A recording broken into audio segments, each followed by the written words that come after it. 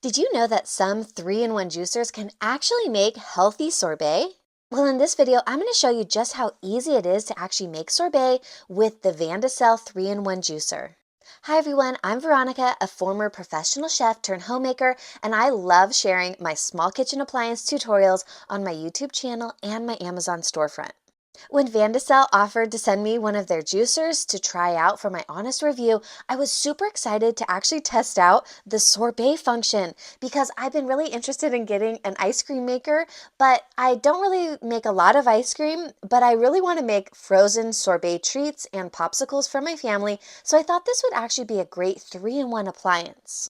And making sorbet was so easy. I just put in a slightly thawed bag of frozen fruit, and that was it. It made delicious one ingredient blackberry sorbet. I highly recommend this juicer, especially if you want to try and make your own sorbets at home.